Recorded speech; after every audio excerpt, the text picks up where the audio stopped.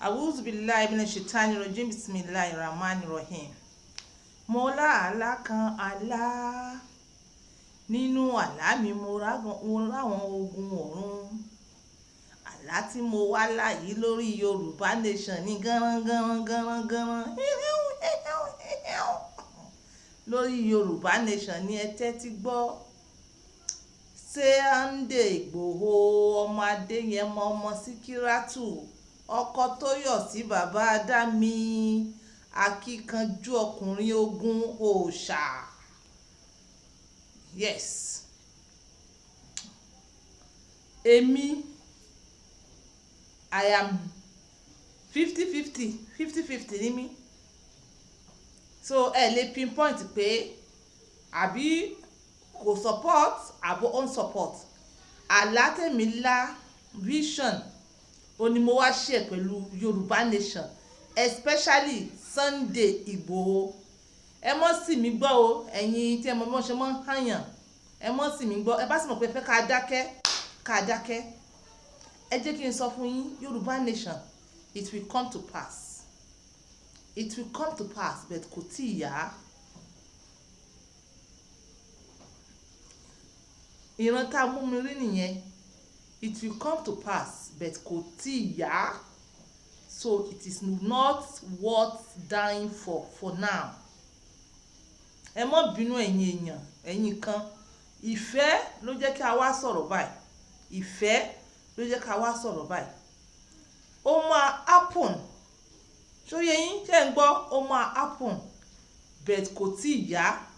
Gbogbo ẹ̀yin tí ẹ̀ ń ṣe tẹ́ agitate fún ẹ may not present nígbà náà. I'm sorry, this is harsh. So kò wọ́ọ̀tì kẹ́ ẹ kúlé lórí. Ìyẹn tó bá ní etí kó gbọ́. Ìyẹn tó bá ní etí kó gbọ́. Ẹ má jẹ́ kí wọ́n waste beautiful life yín for nothing. Nínú ìran tí wọ́n mú mi rí, tó yé yín bẹ́yẹn, ìran tí wọ́n mú mi rí ni pé Chief Sunday Igboho ògiri òòṣà ọmọ Adéyẹmọ ọmọ Síkírátù bàbá Dámilọ́lá, bàbá Dámiláre, bàbá Ronaldo, bàbá Clinton. Ó ní pé Lagos rally, if at all ẹ má bá ṣe, in my own view, ẹ cancel ẹ̀. Àwọn kan ní kò kàn mí o. Yes, ó kàn mí because it is part of ọkọ àtìyàwó. Ọkọ púpọ̀ náà ló máa present níjọ́ yẹn. A sì fẹ́ kí a fẹ́ short life fẹ́yàn. Tó bá possible ni ẹ cancel ẹ̀. Ẹ bá sì mọ̀ pé túláàsì o ẹ ṣe Sunday Igboho kó mọ́ present. Kó mọ́ ṣe kí ni? Kó mọ́ present. Èmi ò gbé information wá bá yín o. Ìran ni mo rí fún yín. Ṣó yé yín bẹ́yẹn? Because wọ́n máa cause trouble. Wọ́n máa cause trouble. Wọ́n máa cause trouble. Tó bá wá cause trouble, wọ́n á ní Sunday Igboho àti followers kó wá pay for it. Ẹ̀yin kan wá mọ̀ pariwo pé ṣebí wọ́n pa Fúlàní.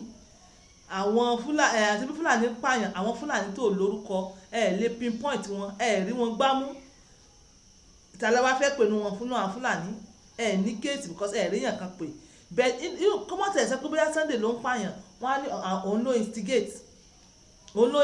So wọ́n á judge ẹ̀ fún bí wọ́n ṣe máa ń judge wọn yẹn, understand? Fẹ́ ló ní kinní kan, gbogbo ẹni tó bá mọ lọ́lọ́ tẹ̀m yẹn. Èyí tẹ̀ bá tì nígbàgbọ́ pé wọ́n mú Kanu. Mi ò mọ̀ pé bóyá fídíò yẹn ti kẹ̀yìn lọ́wọ́ tó ń go viral. Kanu wà ní even in the court. Ní court àwọn tó mọ court wọn yẹn with handcuffs pẹ̀lú àwọn mates yẹ. You understand? There's one of them that's the kind of frustrated tó ń sànjà. Mo ní kí ni ẹsẹ̀ bẹ̀rẹ̀ nìyẹn. Wọ́n ẹsẹ̀ mú yín ló ti ń wà frustrated báyìí. Pẹ̀lú ó ń show anger, ó ń bínú, ó ń sọ̀rọ̀ gidi gan. Pé you still have a long way to go. Eléyìí bí wọ́n ṣe mú Kanu yẹn, wọ́n fi fa ẹ̀yìn kan létí ni. Bóyá ẹ ti gbọ́ ẹ̀yìn kan pé wọ́n lè raid ilé Sunday Igboho. You understand? Pé wọ́n lọ raid Sunday Igboho. Bóyá wọ́n ti mú, I don't want to give much of what àwọn èyí táwọn èèyàn ò mọ̀ sí pé wọ́n raid, that is just the basic I know, bóyá wọ́n raid ilé Sunday Igboho. And another news has it that wọ́n gbéyàwó ẹ̀ lọ. Ti Kanu yìí ó jẹ́ warning. You have made your point, everybody ti mọ point yín, everybody ti mọ̀ pé ẹ bá tó kíní dáadáa gbogbo ẹ̀ ó dàrú. So yé yín, so kí ni wọ́n pe Yorùbá mọ̀jàmọ̀sá la fi mọ ọmọ kíkanjú. Ológun tó bá jà lẹ́ni tó sá fún ẹ̀mí rẹ̀, ó máa tún ráyè wá ṣe kí ni wá jà ní ọ̀la. So yé yín, so this èmi ọ̀rọ̀ kékeré tí mo lè sọ léléyìí nísìn tó bá wọ ẹ̀yìn kan ẹni kí ni wọ́n wí, abánidá ò ní bá ní débẹ̀, abánidá kò ní bá yín ṣe kí ni kò ní bá yín débẹ̀. Most of them, so yé yín, wọ́n á sọ wípé Nàìjíríà gbọ́dọ̀ túká lórí àwọn, most of these presidents Nàìjíríà gbọ́dọ̀ túká lórí wọn, Nàìjíríà gbọ́dọ̀ túká lórí wọn. Ìdí tó fi ní wà easy nìyẹn nísìn. Bẹ̀ tó bá yá, ṣé mo sọ fún yín, tó bá yá Yorùbá nation ó máa padà wá ṣẹlẹ̀, àmọ́ kò tí ì yá nísìn. So kí wọ́n mọ̀ bá yín fún yín ní ẹ̀mí kúkúrú, mọ̀jàmọ̀sá là ń mọ akíkanjú lógun, mọ̀jàmọ̀sá ológun tó bá mọ bí wọ́n ṣe ń sá, irú wọn ni wọ́n mọ fi ṣe kíní, wọ́n mọ fi ń bọ Ògún, wọ́n mọ fi ń bọ ojú ogun. Ẹ mọ́ bínú ẹ̀yin Yorùbá, èèyàn lè ṣe jẹ́ kí n pásà rẹ̀ bẹ́yẹn. So ẹ̀yin kan mọ̀ sọ fún mi pé kíni ìwọ tó bá ti rí fídíò náà, tó bá ti rí tí wọ́n ti fún Kanu ní handcuffs lọ́wọ́, fídíò yẹn wà lọ́wọ́ tiwa, ó lè pè mí pé ẹ fẹ́ wo Kanu again.